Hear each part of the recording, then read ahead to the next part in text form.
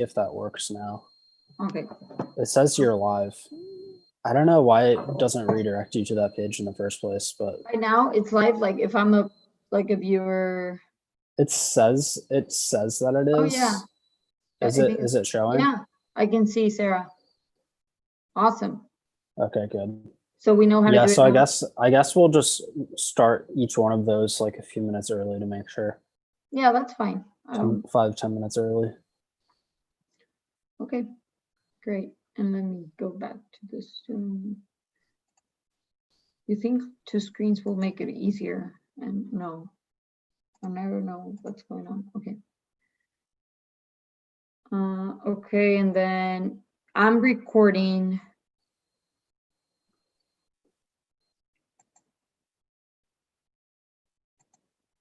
So I guess speaker view. I don't know if I alter that. I don't know why Sarah's the one that it's in the live stuff. Maybe because it's the only video, right, available.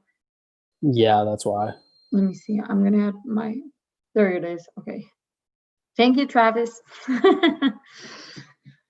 So are you able to click on Travis at the top? It says live. And if you go to, it's showing you YouTube. Let's see. It says live, and let me. If you say view stream. Let me try.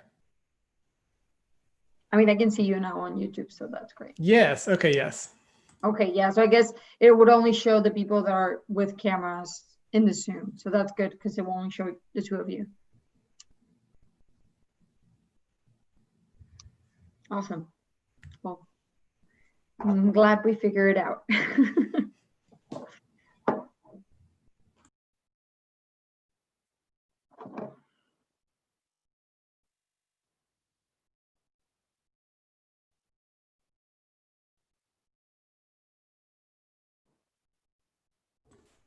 I kicked the table. We figured it out, Sarah. So I was only hearing part of the issue. I wasn't in here the whole time. Yeah, I know. That's good because I mean we're just the first session for some reason the Zoom links to YouTube and it wasn't working, but I think now we fixed it.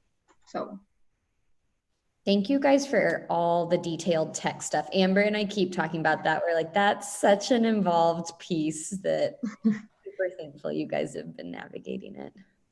Yeah, Jake has been the guru, Zoom YouTube guru.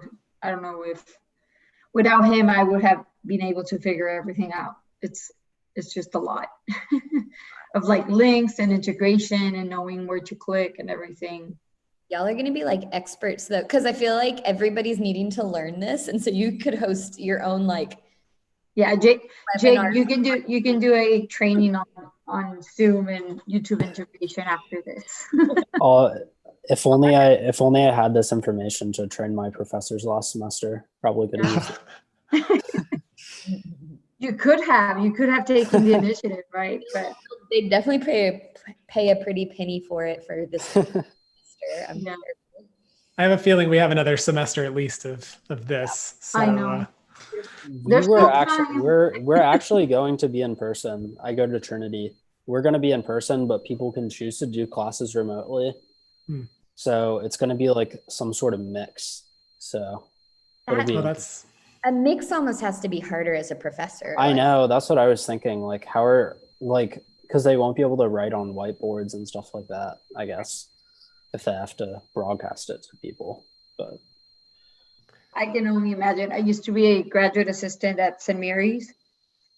And I got calls for like, how do I play this DVD? Like, I can't imagine professors trying to figure out how do I stream something for my student. Like, it was so hard to transition because I handle all the training from Blackboard to Canvas, like the whole, like the kind of learning software that they use. Oh my God, they were so stubborn because a lot of them didn't even use Blackboard. So they were like, no, I don't want to use none of, like, they just didn't want to do it. And it was just so frustrating. So I can't imagine what like the technological services at universities is looking at now with professors that are like older and don't want to like learn stuff and are like over it or they're tenured, you know.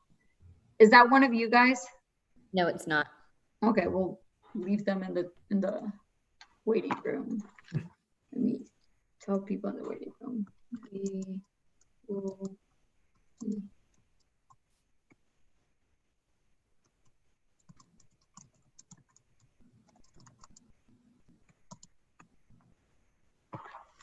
Okay. I guess the people on YouTube can see us, so we better be. Hello to everyone who's watching us on YouTube right now. Yes. If there is anyone, hi.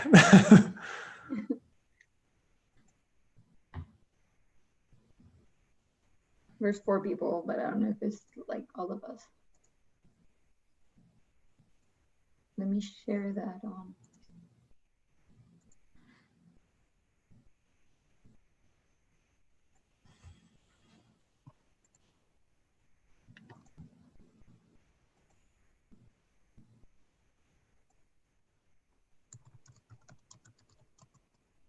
Sarah, is that Topo Chico? Nice. I've just got my sad normal water bottle, flat water. Bubbles. I'm a fan of the bubbles.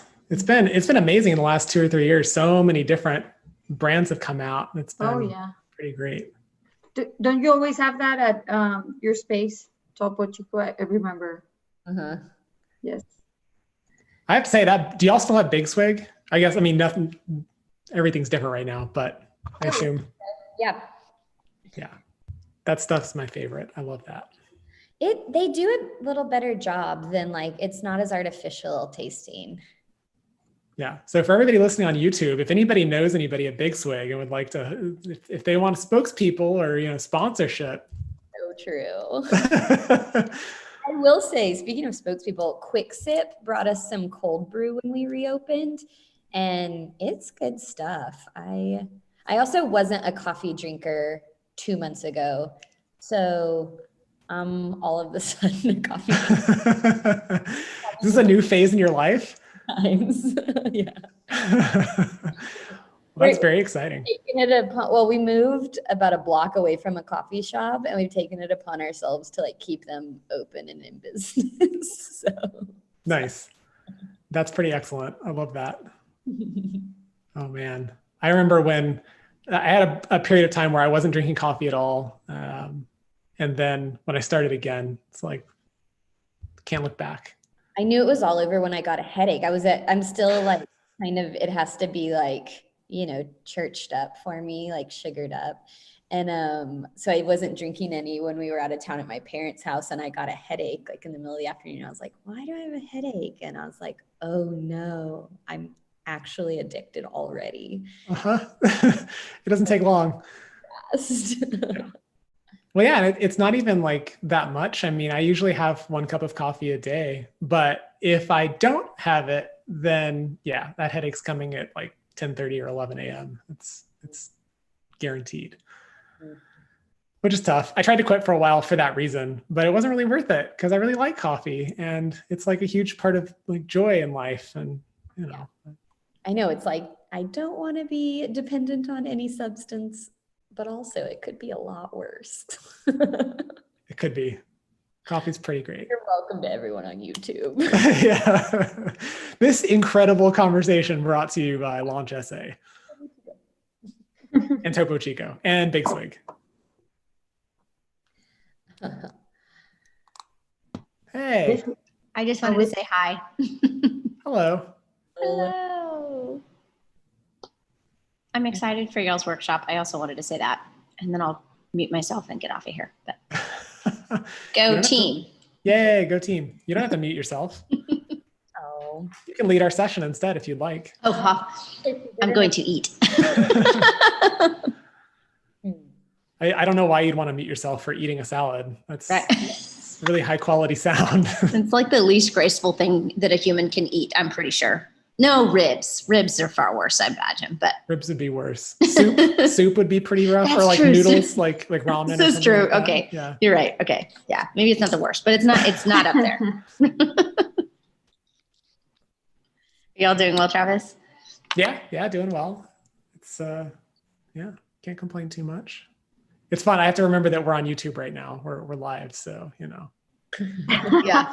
You have to behave, okay? Everything is great. That was Good. I find the plants behind you always really comforting because you're always in that exact same spot when you Zoom, and like they always look so happy and healthy. They are remarkably happy and healthy little plants. I had them for over a year now, and they're Wow. they're great. They're little peperomias. I water them once a week or less. Basically, if they look sad, I water them briefly, and then they're good. They're happy. That is my They kind of like water. We've Sorry got to jump in, but I'm gonna let the people in the waiting room in. okay. okay. I'm gonna. I was Hi, just Amber. gonna say, we got an email from the city saying that we're gonna go pick up our plants from our space, like after a month that we've been out. Oh And I was like, oh my God, I have like a plant, it's probably dead. So I was like, you pick up their carcasses. I have to go clean up the plant. That's amazing. I think this guy, this tall one right here, I think he would it's possible that it might last a month if I didn't water it. It is surprisingly resilient, but I never pushed it that far. Only, I think 2 weeks is the farthest I've gone. And it was just starting to droop. That's good.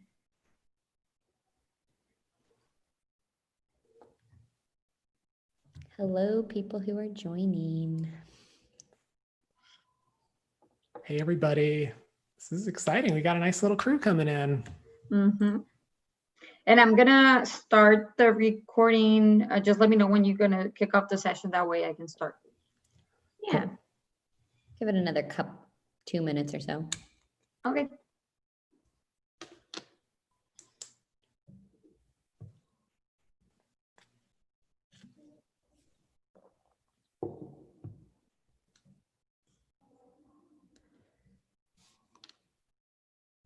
Actually, I've got a fun for everybody who's here. We were just talking about sparkling water.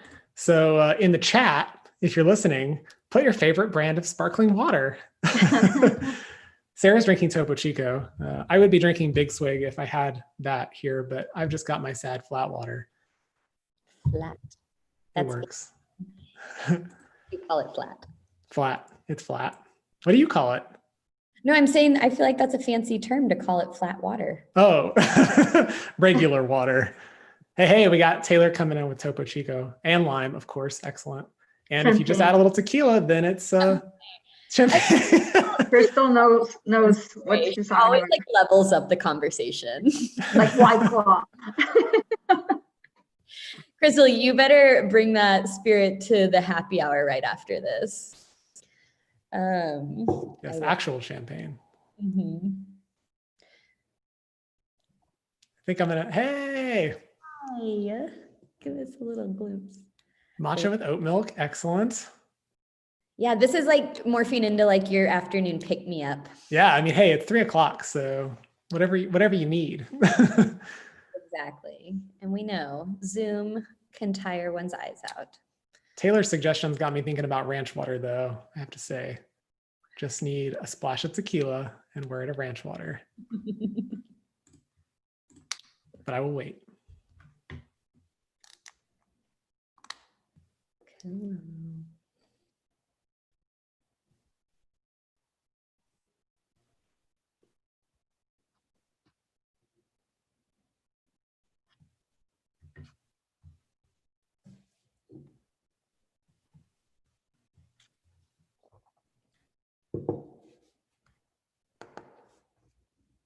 Sarah, shall we start?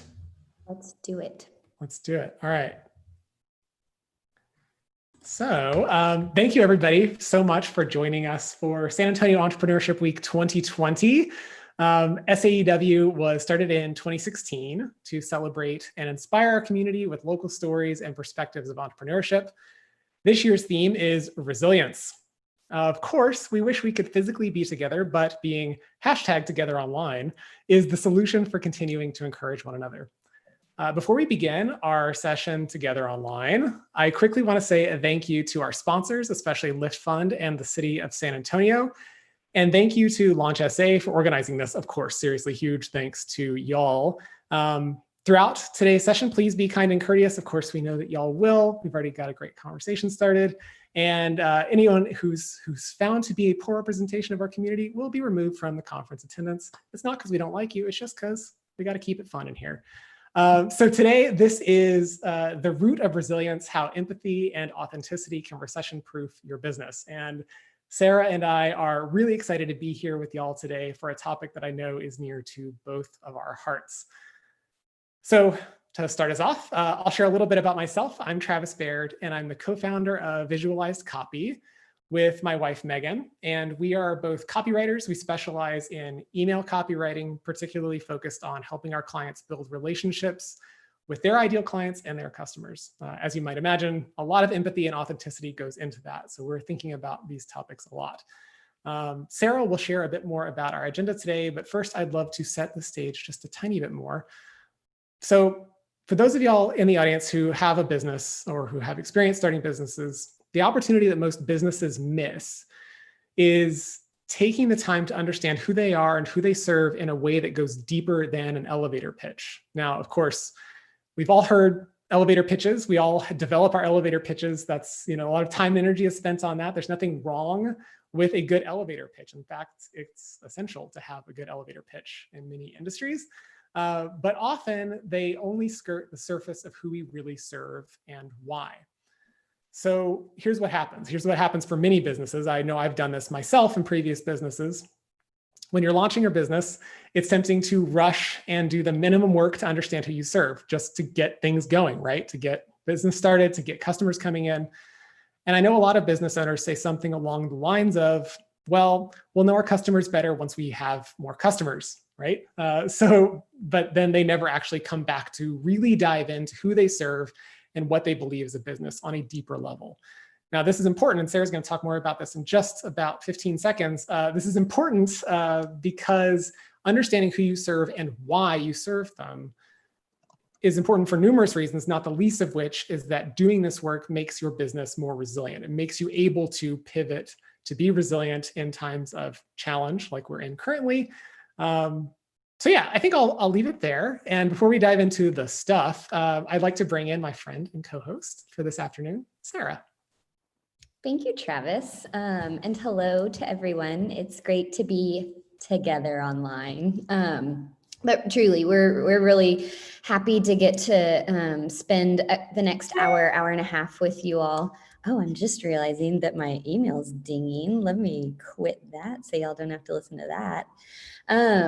And so I'm the founder at the Impact Guild, and we've gotten to kind of curate today's content along with Launch SA, which we're extremely grateful for. And the Impact Guild, our mission and why we exist is really to unite and build a community of social entrepreneurs or people who are just exploring the intersection of the business that they do, the work that they do, and how that can align with community impact. And so it's just brought us into proximity and community right now, more just relationally and virtually, but still in good relationship with the whole host of entrepreneurs around San Antonio that bring a really thoughtful, purposeful lens to the work they do, such as Travis. So this is really fun to get to do together. And I'll just say, so as we were kind of fleshing out and thinking about what might be helpful in today's session and just being in conversation with a lot of different entrepreneurs in a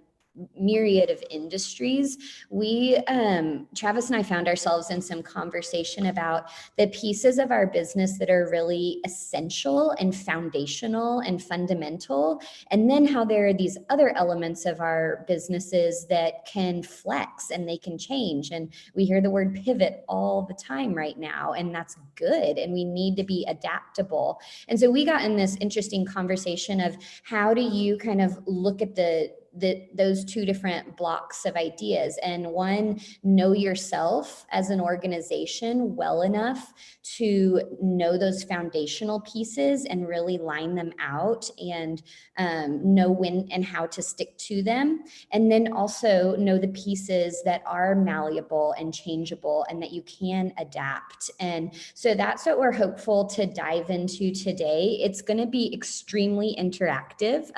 In just a second, I'm going to put a link to a worksheet in the chat that you'll be able to download the PDF. You can kind of, if you have a software where you want to actually make edits on it, or you can print it out later, kind of look at that, or would really invite you to like have it up on your screen while we're going through things today, and then have something you're typing on or something you're journaling and writing. I'm like still a physical geek, so like I've got my printed out version. You have an orange Sharpie too?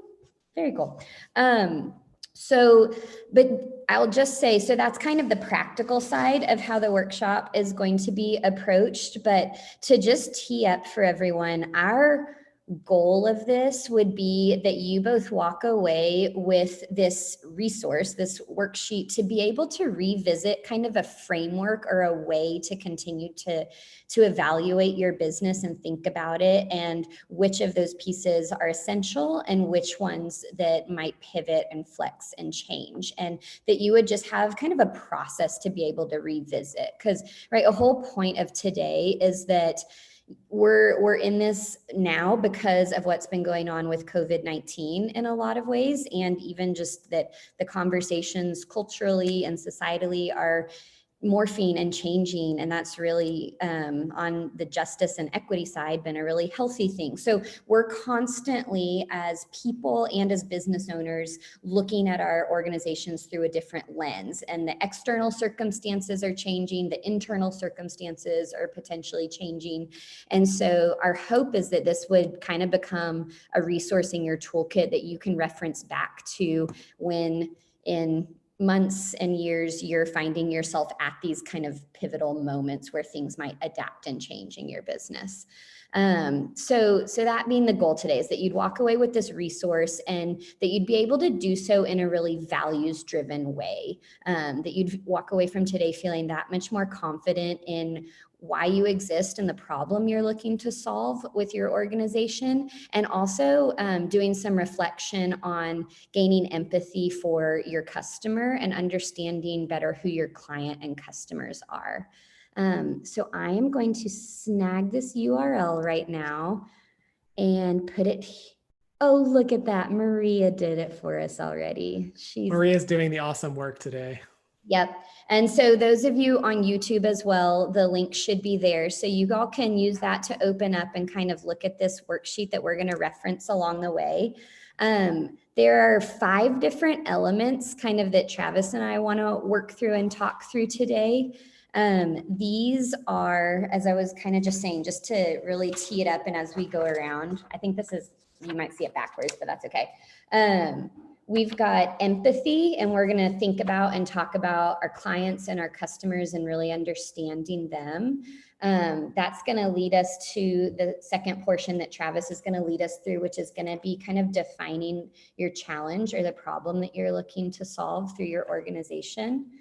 And then I'm going to kind of pop in and lead us through this ideating possible solutions, prototyping right here. And then we're just going to touch on how you might test that. And that'll really be something you can take and do later as far as that last piece goes. And like I said already, it's just really important to us that this be kind of practical, hands-on time.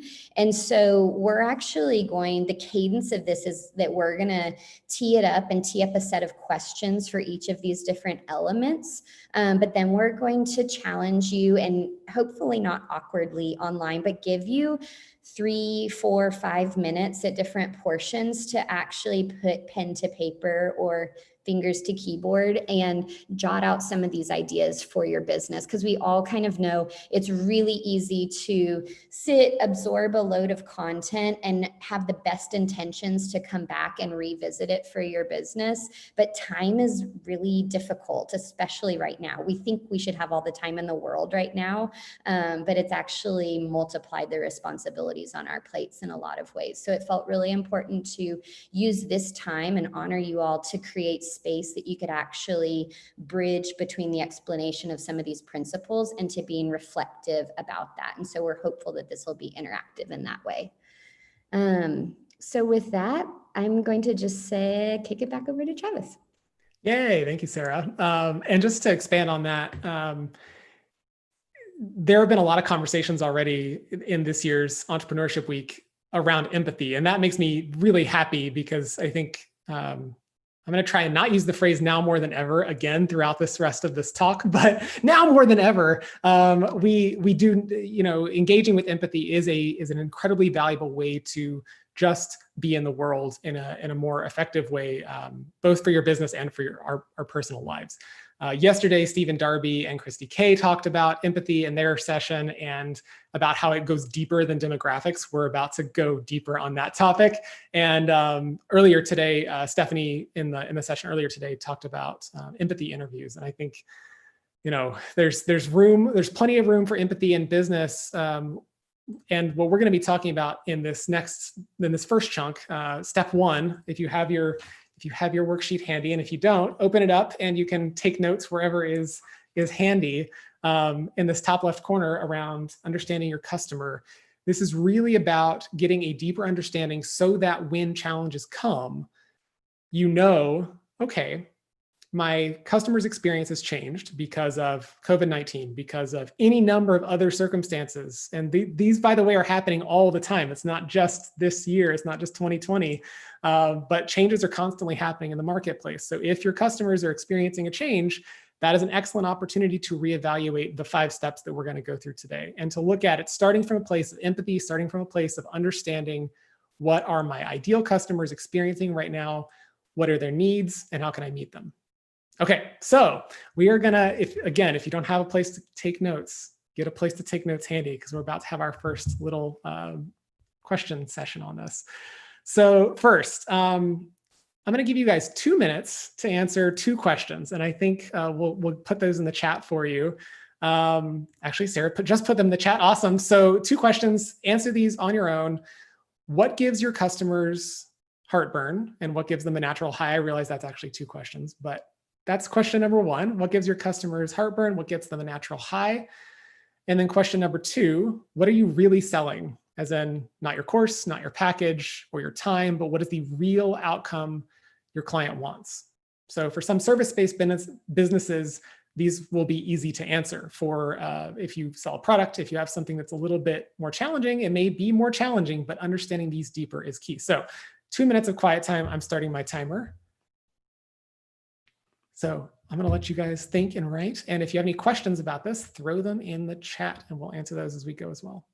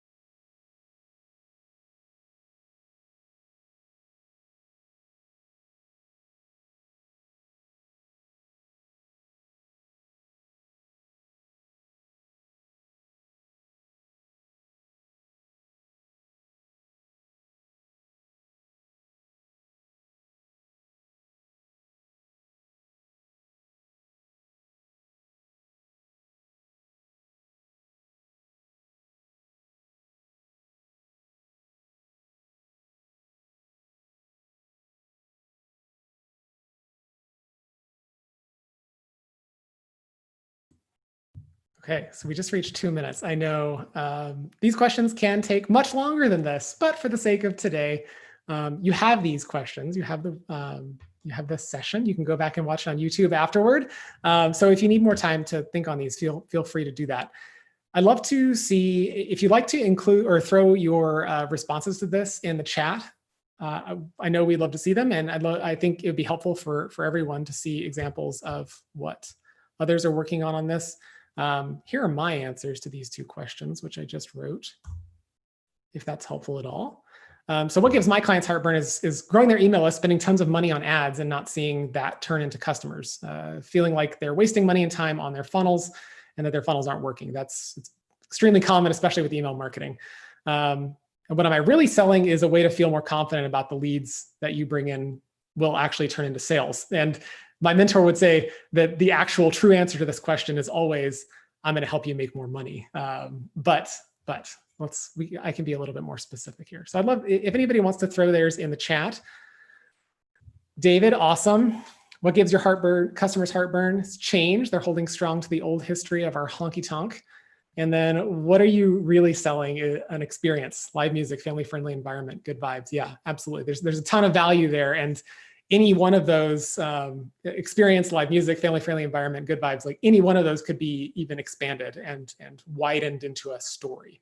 And that's where we'll kind of begin the journey there, admitting that this is, of course, a single session, so we can't go the whole way, but starting to think about how can we take these things that our clients really want, what we're really selling them, and turn that into something that is actually functional now in our current time, and for any current time in the future.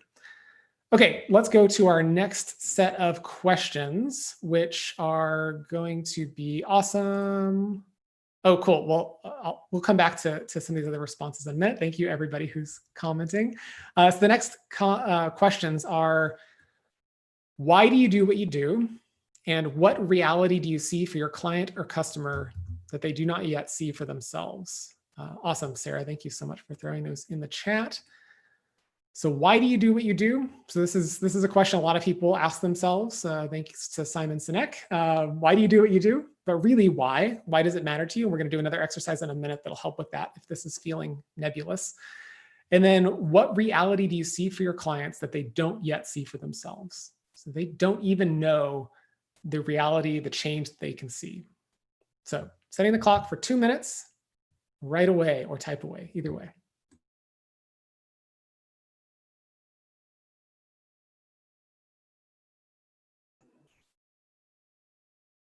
I wanted to add real quick that the questions are also being posted as a comment on YouTube for the people on YouTube.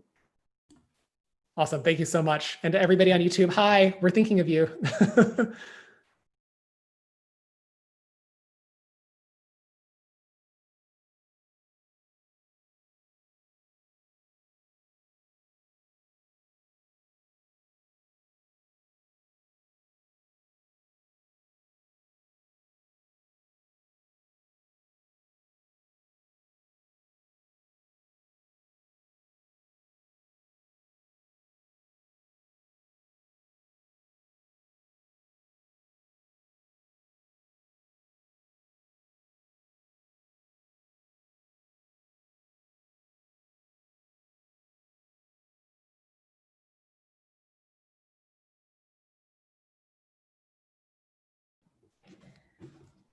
While folks are working on theirs, just because I know a person or two have joined us since we kind of started this quiet process, we're walking through a worksheet that if you scroll up in the chat, you will see a link to the PDF. So it'll contextualize this a little bit more. It's possible people who just joined might not see that in the chat. I can grab it real quick. And we're currently looking at customers and kind of trying to understand and build empathy for understanding where they're coming from.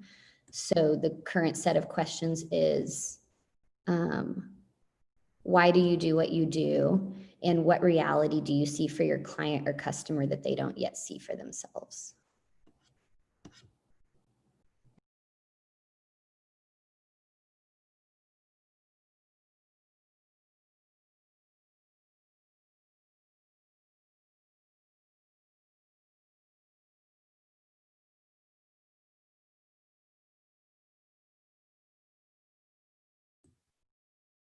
Okay, that is a little over 2 minutes. I know some people just joined, but for everybody who's answering these questions or who's finished answered, love to see answers to either or both of these questions in the chat. And if you're running into any challenges answering them, feel free to throw questions you might have in the chat as well.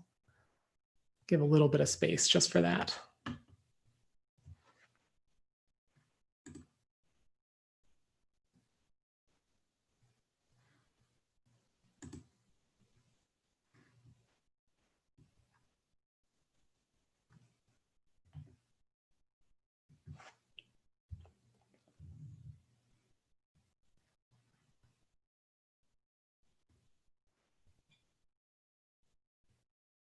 Okay, so obviously this is not a stop working on this. Feel free to continue thinking about these questions and putting them in the chat if you'd like. But let's go ahead and move to the next exercise for empathy. So there are lots of different ways to access empathy in our businesses. My favorite personal way is the rant exercise, is to create a rant based on based on my customer's experience. And actually, I see some comments coming in, so let's take a second. So David said, why do you do what you do? To promote a healthy lifestyle. Oops, hold on, scroll up. Okay, to promote a healthy lifestyle, to build a successful business that is in harmony with both the environment and the diversity of our community. Awesome. What reality do you see for your clients that they don't yet see for themselves? So we're shifting in a time of COVID to a completely different model that may altogether target a new segment of our community. Awesome. Yeah, there's a lot there, a lot of potential. Amber, I have a desire to bring some level of healing to a grieving community. Awesome, that's huge. And then what reality do you see for your customers? They are experiencing another layer of grief that is unprecedented, which is the most used word in 2020. Oh my gosh, yes, that seems correct. They need community in creative, new, and unique ways. Awesome. Kathy, so why do you do what you do? My business partner and I teach people how to write so they can excavate understanding, meaning, and confidence from their life experience. That's amazing. So much value there, so much connection there. And then what reality do you see? I see the writers who take our courses powerfully articulating their story. I see them making discoveries about themselves and their lives that they can only come to through the writing process. Yeah, that's huge. And that's definitely one that with all of these are realities that the people who we work with may not see for themselves yet. And that is part of the transformation we offer. That's part of the walking them from being someone who just discovered us, whether it's online or in person, to realizing, oh my gosh, this person can take me through a transformation to a new reality. And that is why I need to work with them. Okay, so back to the rant exercise. So we're gonna rant for a second. So this exercise is very informal. There's no special prompt here. It's really just to rant on behalf of your clients. And I'm gonna give you an example. I'm gonna read a rant that I wrote just right before we started this session about my customers. There are lots of different directions you can go with this, so feel free to just go in whatever direction feels most natural. And I'd love to see some in the chat if you're willing to share them. Okay, so I'm gonna read mine and then I'll give us 2 minutes to write our own. So here's my rant. So my customers spend thousands of dollars on their marketing funnels, including website copy, landing pages, and Facebook ads. But when they start writing their marketing emails, arguably the most important part of many sales processes, they rely on flimsy templates that are incredibly ineffective. It's really frustrating to watch otherwise excellent businesses that I like and which I would want to believe in fail to do the research they need to understand their clients so that they can write personal, compelling nurture emails. So to help businesses that I believe in, I will strategize with them and write excellent email sequences for them. Instead of just watching awesome businesses send horrible marketing emails out into the world, I'm going to do something about it. So feel free to get as intense as you like with this rant. I wrote one for a previous business a couple years ago, and it got pretty extreme and intense and a little profane. As far as I'm concerned, this is a place to do it. If you're going to get profane, why not do it in a rant? So again, just feel free to share whatever you like in the comments. I'll give us 2 minutes on the clock to write your rant on behalf of your customers.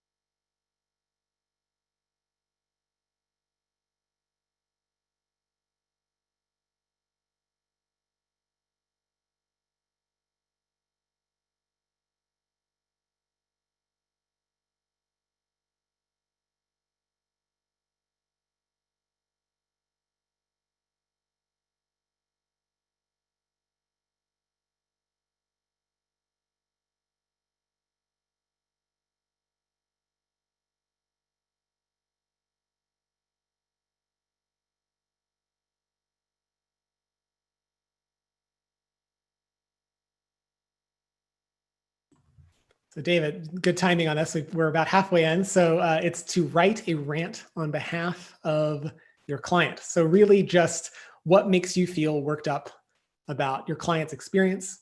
Yeah, feel free to rant. That's the prompt.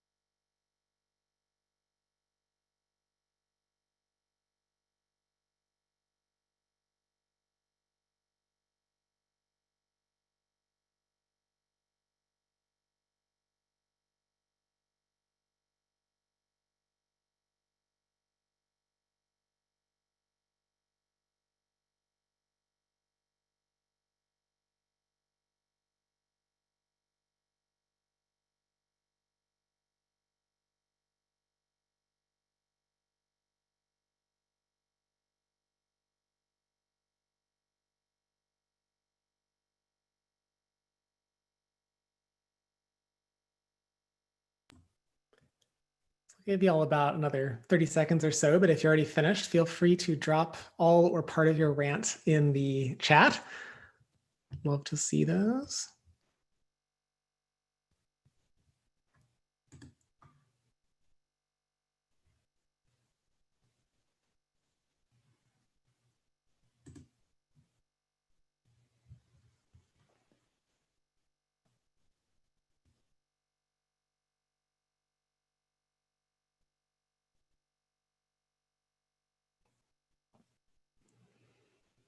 Okay, and before we wrap up with empathy, so empathy is our first step in this process.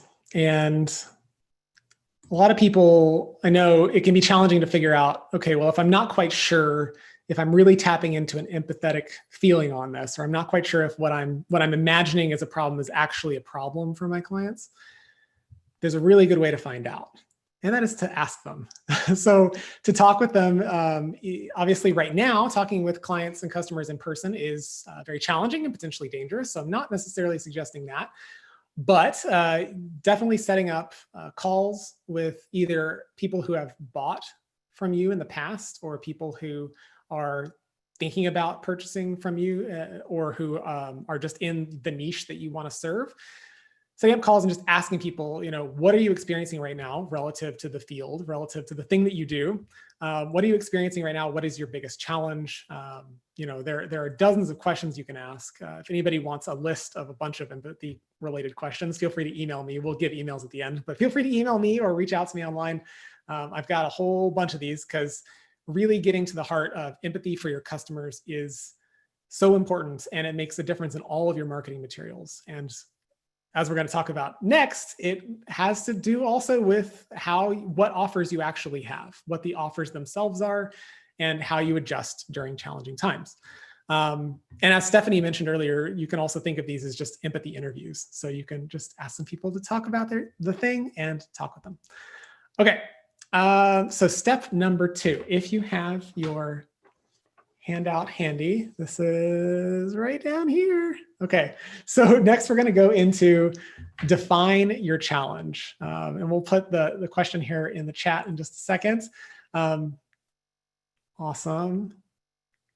Oh yeah, okay, so Terry, awesome. I see a rant here. They hate change of any kind, bitch constantly, yet expect you to change their way. Do not care about the environment, just themselves. Oh man. Yeah, I'd love to hear more about that. So looking at defining your challenge, let's go to step 2 in the process, in this 5-step process that we're outlining today. Defining your challenge is asking yourself right now, what is the need that your customers have that you want to stand up and make progress toward solving? And Sarah just put that in the chat. Thank you, Sarah. So just keeping in mind that we're talking specifically about in our current time, and this is always going to be the case whenever you're doing this exercise, it's in the given moment that you're in. So this will always change in subtle or sometimes large ways over time. But right now, what is the need that your customers have that you want to stand up and make progress toward solving? So this may be a really easy answer for you, or it might be a new idea pops up. Doesn't matter what it is, but just go ahead and answer that for yourself because it will play a crucial role in the next steps. I'll I'll give you just another minute or two to think on that. And of course, if you have questions, ask them in the chat.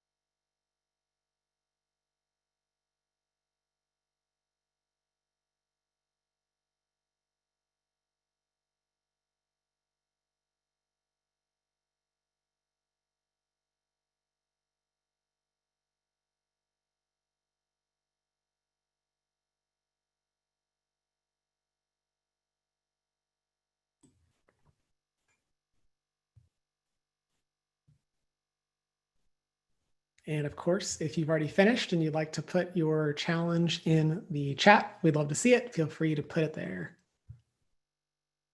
Give you another 20 seconds or so.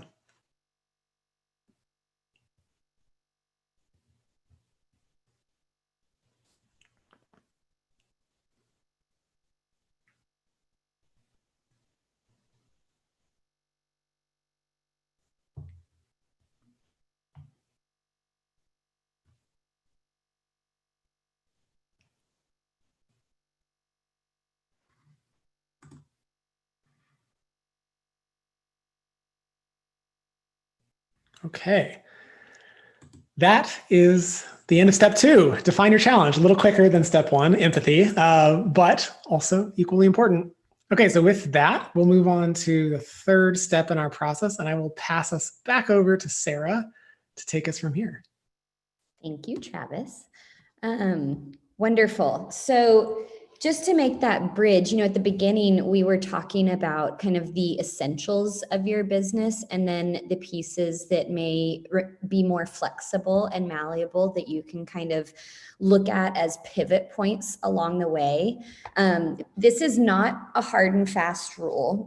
Travis and I, when we were thinking about this, came up with some exceptions to this, but for the majority and for the purposes today, want to challenge you all to think about the 2 elements that we just went over as far as understanding the empathy of your customer and their need, and then defining this challenge that you want to solve and how you want to solve that. Let's consider those 2 pieces pretty foundational.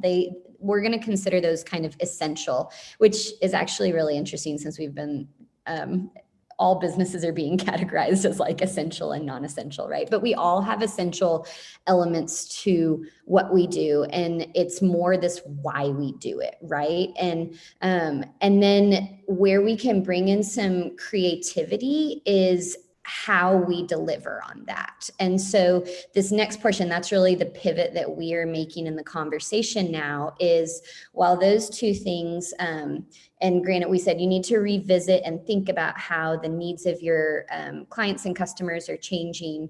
But if you're keeping those 2 things really foundational and core to who you are, then you can get creative and play with these different elements of the channels and how you deliver on that. And so we're going to kind of put on more of a brainstorming hat to do that. So where we're going next is the other portion that's along the bottom of your page that says ideate solutions. And if you haven't picked up on it yet, this whole process that we're following falls under this banner of design thinking. And if you want to dive in and learn more about those resources, there's even more that you could find online really easily from organizations like IDEO that kind of bake more into each of these 5 buckets we're going through today. But around ideating solutions, I want to challenge you all. The key from now on is going to be to keep coming back to your challenge, to keep in mind constantly. And this is why people say, like, because your challenge kind of aligns a bit with your mission, right? Like if you're holding in your mind constantly why you do the work you do, and that laser focus of on behalf of your customer, what problem are you trying to solve, why you do that thing, then you're able to use that as this constant litmus test to come back to evaluate new ideas through that lens. And so that's what we're going to have you do right now with Ideate Solutions is, in the first blank that's literally labeled number 1, I'd love for you to write out how you've been delivering on that already, kind of your current model of what you do. But then in the blanks for 2, 3, and 4, I want you to kind of dream of new iterations of how this might be something you've already taken some steps towards in the last few weeks and months as we've been kind of forced to reimagine things, right? The like very obvious one that's been happening a lot is bringing things online. So arguably San Antonio Entrepreneurship Week did just that. Hey, we want to gather people around ideas. We want to create community amongst entrepreneurs. That's the challenge they have been looking to solve. That has usually the how has looked like bringing people together in different physical spaces around the community. Well, that couldn't happen. And so they've dove in to create communal spaces for where we can do that online, right? And a lot of businesses are doing that. But don't make it as kind of cut and dry. We really want you to like think expansively right here, because that might be number 2, but take it beyond that, generate some different ideas. So to sum it up, we want you to answer, what are the tangible ways you can meet this challenge? That's what you're brainstorming. And if Travis, you might put that in the chat. But what are the tangible ways that you can meet that challenge on behalf of your customers? So going to give you all, again, 2-ish minutes to brainstorm around that. Feel free to put your answers or some of those ideas in the chat as they're coming up. And I'm going to be quiet for 2 minutes.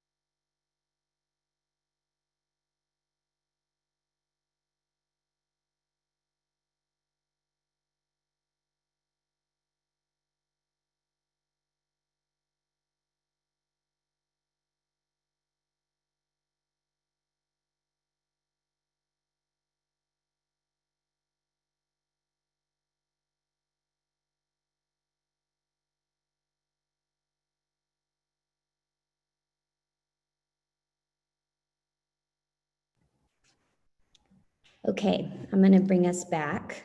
It's great if you want to revisit this and spend more time on it. I know 2 minutes isn't a lot to brainstorm 4 different ideas around how you can deliver on your challenge. In case this piece, would love to see you guys start to flow them into the chat if you have anything that you want to share.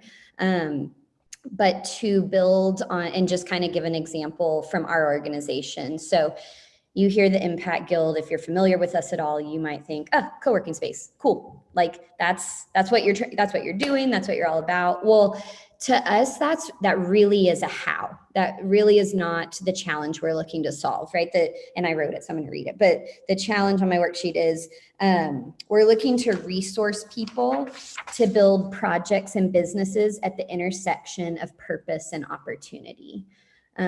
So co-working has been one method and means by how we've been doing that in our first 3 years. But hey, COVID-19, like people aren't really looking to gather and do things in close proximity to one another. And so I'm not saying that's going away entirely, but it's actually given us other opportunities to lean into a piece that's been on the table for us for a while, which is creating resources and curriculums like the worksheet you're doing right now, where we can have these things in frameworks that we can bring and gather people together online, but have these resources and workshops and curriculums that build that. So we have one called Good Neighbor that we're really leaning into a lot more right now because it solves the same challenge, but it's actually entirely different than a co-working space. And you might look at that on the outside and kind of have whiplash of, well, I thought you all were doing something really different. But if you know who you are as an organization and that problem that you're trying to solve, the challenge you're trying to solve, again, that opens up a whole realm of possibility because you're thinking and coming directly back to that, what you're trying to solve for your client and your customer, more so than how you've done things for months and years potentially. So let's see.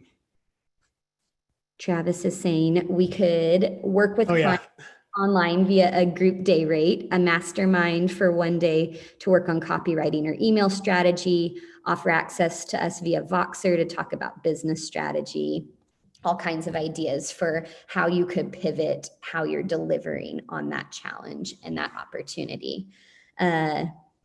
Love it. David, current model is a honky tonk with bottled beer, live music, the occasional food truck, thinking about moving it outside during COVID. 2 would be an entirely new model, tangible ways. Let's see, move to drive-through coffee stand with a walk-up window and outdoor seating. Awesome. Another new model, number 3, could be bring in taps for beer and cider for drive-through and walk-up growlers. Or 4th could be bring back live music and food trucks to the outdoor space. That's awesome. I love the way that you're thinking differently about how you deliver on that. We'll do Kathy's. So offer one-day online writing workshops rather than multiple week courses. 2, source past writing course students and publish their work. That's super interesting. And then offer one-on-one writing coaching sessions to help writers. I love that. I love it. Just expanding that idea. And I would say as we kind of pivot to the next step, which is, if you think of it now, it's almost like with a brainstorm, we've cast the net really wide, and I would challenge you to come back and like give yourself even more time and space to generate more ideas. Then what we're going to do is start to kind of run those through a filter. And as we said earlier, the filter should be that challenge, that problem that you're looking to solve on behalf of your customer. And so as we move on to prototyping, which is the section with the 2 large circles on your worksheet, the idea of, thank you, Travis, he's Vanna White over here, so prototyping is really thinking about narrowing down to just 2 of your ideas. So each of those circles is supposed to represent one idea or another, and you can take notes on a different idea in each circle. So you're going from 4 ideas down to 2 ideas right now. And what we'd like for you to do is think about, you might have heard the term before, minimum viable product, but the idea behind that of coming up with an MVP for an idea is you want to try it out. So what's the quickest, kind of least expensive way that you could test your idea and learn something from it, and then continue to kind of iterate on that. So what we want you to do now is take each of those circles, take one idea per circle, and write out in the circle what would be, so say you're taking idea, like, so say Kathy is taking that idea about sourcing past writing courses for students and publishing their work. You could take that in one of your circles and write out what's a way, and we just gave you kind of some parameters to play with because it might help ground it, is if you have $500 and 2 weeks and you want to test that idea, how would you do it? And begin to just describe that in one circle, and then take your other idea of offering one-on-one writing coach sessions to help writers, and also similarly write out what would be the minimum viable product, what would be the quickest, least expensive way that you could test that idea. And we're going to give you a few minutes to think about that, how you would move on 2 of your ideas and test them. And I'm going to continue to challenge you to reflect back on your challenge that you stated in order to choose which of the ideas you move on. You might be thinking about which ones seem like they best relate to the challenge I'm looking to solve. And then also, as you sketch out how you might approach that prototype, think about that. You're trying to learn about how it meets your challenge. So as you're putting a little bit more meat on those bones of how you try that idea out, just make sure you're not just like taking it and being like, oh, that was a fantastic idea, but you build it in a direction that forgets and leaves behind your customer and the challenge that you're trying to solve for them. If you have any questions, feel free to put them in the chat. But we're going to give you just a few minutes, 2 or 3 minutes, to work on that prototype. So my question I'm putting in the chat is, what is the smallest iteration of your idea that you could try and learn from? 2 minutes.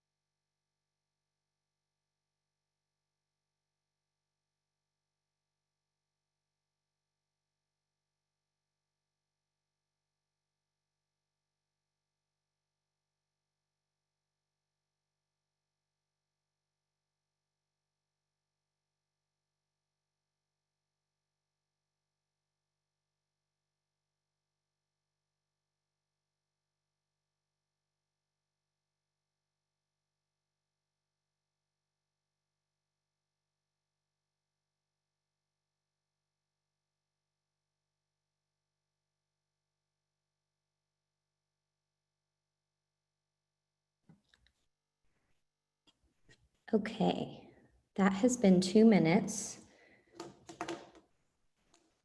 In case there's any confusion on that one, I thought I'd continue our example of what that's looking like here at the Impact Guild. So say I kind of told you all in number 1, we have co-working, which is what we've done previously.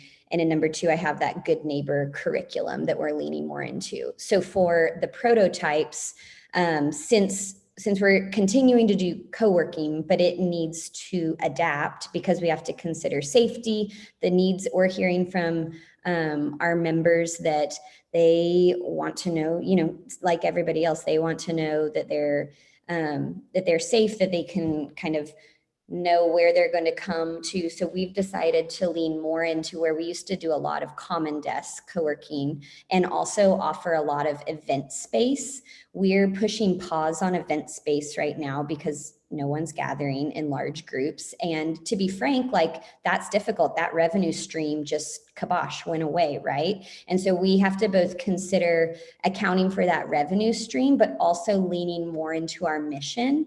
And so we've decided to take a space that we used to rent for events, and we're going to set up a new batch of dedicated desk spaces. And that feels like it's a good business decision, but it also feels very true to the challenge and the problem that we're trying to solve and our mission of building this community, because we've had some good internal conversations to be able to say, you know what, that actually deepens our mission. That deepens the engagement that we get to have with a few people, and the more support we can offer to their business as they're here on the day in and day out. And that's not to say event space hasn't served us well, but again, revisiting empathy, revisiting our client base and what they're saying right now, this is our way to kind of adapt and pivot.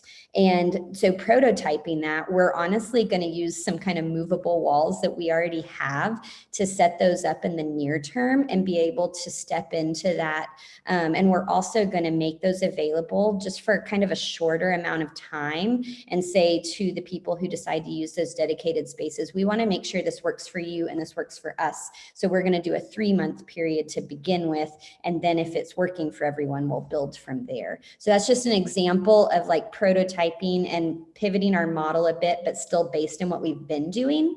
And then on the good neighbor and curriculum front, we, with the help of an amazing set of interns, have gone really fast. And in the last month, we've taken all that book, it was a physical book, we've taken all that content online into a learning platform so that these cohorts that we're building can meet online and engage with the content and have discussion boards and a way to do that.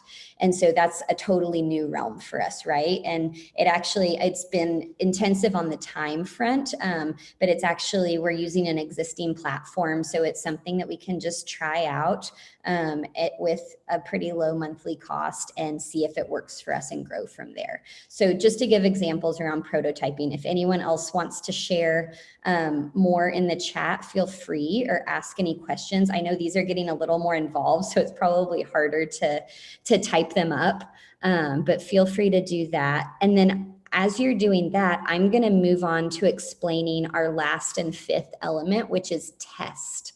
And that's because we're not going to do this one while we're on the call today. This is can be an action item for you going forward. And I know I just described that we're testing both of our prototypes at once. You might decide bandwidth wise that you'd like to just pick one to lean into and to test first. And that's a great way to move forward. There's not really a right or wrong there. I would say it's like a capacity of what can you do well as an organization. And this one's fairly self-explanatory in that top right-hand corner of your paper. But again, we're having you physically write out and restate that challenge, just because I know I'm a bit of a broken record, but everything, especially as you're thinking about evaluation of your idea, everything should be rooted in coming back to that challenge or that problem that you're trying to solve, because you're not just looking for, did this work? Did the people come? Did the yada, yada? You're also looking for, did it really value add for that customer and that client that I'm empathizing with? Did it really work well to meet the challenge, not just did we have the sales, the signups, the whatever? That's absolutely important. You have to take that into account. But as you're thinking about what worked and then what didn't work, you need to be doing so with the lens of that mission, that goal, that thing you're trying to solve in mind. So that's kind of how I would tee that one up. Let's see, that's really the overview. I know it's been a fast run through. I hope that even though it's been on Zoom and YouTube, that having the opportunity to go back and be reflective for your business has been good. We'd love to know if anyone has had any kind of aha moments, like at any point along the way that might be related to the first exercises we did with your customers. At any point, just throw them in the chat if you've kind of had any type of revelation or thing that you're going to kind of move forward thinking a little bit differently, or if it clicked something into place that was helpful for you. We'd love to hear that. This is going to be a resource that we'll share out so that you can kind of continue to build on it. I guess you have the PDF, so feel free to download it. And as we move towards closing out, I would say, oh, I love this. Okay, I'd love to hear people's takeaways. Oh, I misread. Nobody's put one in there. Y'all are still thinking. I understand.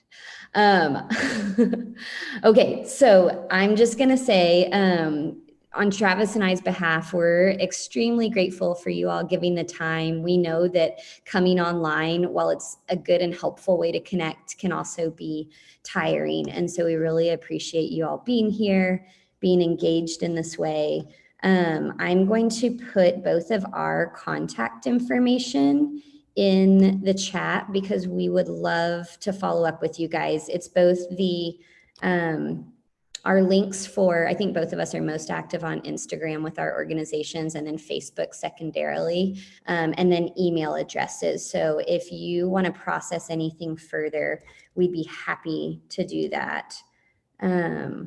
And then also Launch SA is putting currently a survey into the chat as well. And so we want to encourage you all to go, and you can click on that survey now. You'll also be getting it in an email, and I've been in this process before. Your feedback really is read and considered for the week going forward, and what is curated for next year's content as well.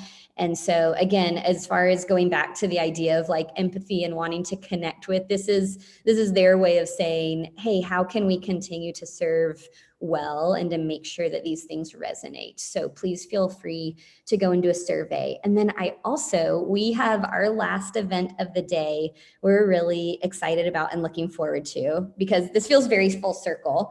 It is a happy hour. It starts in 1 hour, so you have time to go make your drink or even run somewhere and snag yourself that bottle of champagne, Crystal.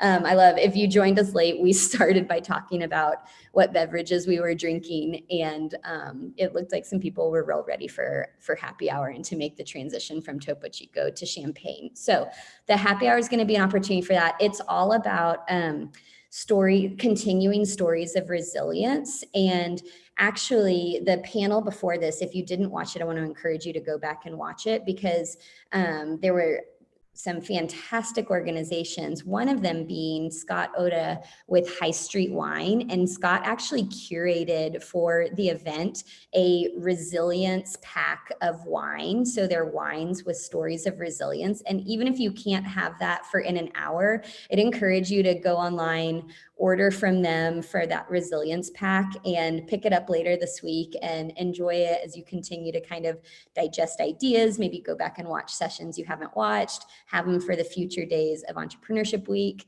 Because that is the last thing I wanted to say is this is just day 2. There are 5 days total. So if you haven't registered for future sessions or checked out the schedule, do that. But it has been a joy to be with you all. It's really different doing it with a screen, but it's great knowing everyone's kind of coming together around this. We're really grateful for you all making time and space and then sharing what you're digesting and your ideas. And I can't wait to see the writing things that are to come, the honky tonk pivots that are to come, just everything that's going to develop out of this. So thank you all for sharing with us.